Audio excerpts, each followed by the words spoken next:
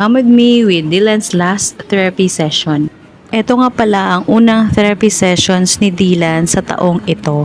Habang nagte-therapy si Dylan ay nag-aasikaso muna ako sa gamot niya. Ma'am, pipila po sa gamot. Tapos may ledger. Opo, ginagamitan namin ng ledger ang mga gamot ni Dylan dahil napakamahal na mga ito. Ledger tsaka yung reseta ko. Kailangan lang ng sipag at tiyaga para pumila at ihanda na rin ang mga requirements na kailangan.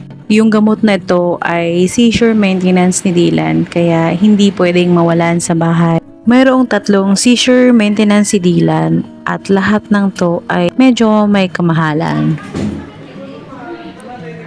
After 30 minutes ay nakuha na natin ang gamot ni Dylan at babalik na tayo sa rehab department. Pero bago niyan ay dumaan muna ako sa cafeteria para bumili ng merienda. Mahaba ang oras na hinahanda bago kami umalis kaya hindi na ako nakakain ng lunch. Nasa 45 minutes to 1 hour din kasi ang biyahe mula sa bahay hanggang sa ospital kaya magagahol na sa oras kapag kakain pa sa bahay. Mayroong 8 therapy sessions si Dylan at nabubuo ito sa isang buwan. So dahil may holiday ay na-extend ito ng isa pang linggo. At ito na nga, tapos na at pauwi na kami niyan. Bilang pa-thank you sa mga teachers ni Dylan or sa mga therapist niya, ay nag-abot ako ng konting pa-thank you na chocolate bar. Binigyan na rin ako ng rehab assessment day para doon titingnan kung ano ang mga naging improvements ni Dylan sa naging therapy sessions niya. Ang rehab doctor niya ang mag-i-evaluate sa kanya kung ano ang mga naging improvements niya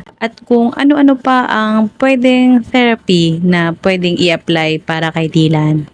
Yung mga therapist ni Dylan ay ginagawa din namin sa bahay para consistent ang improvements niya.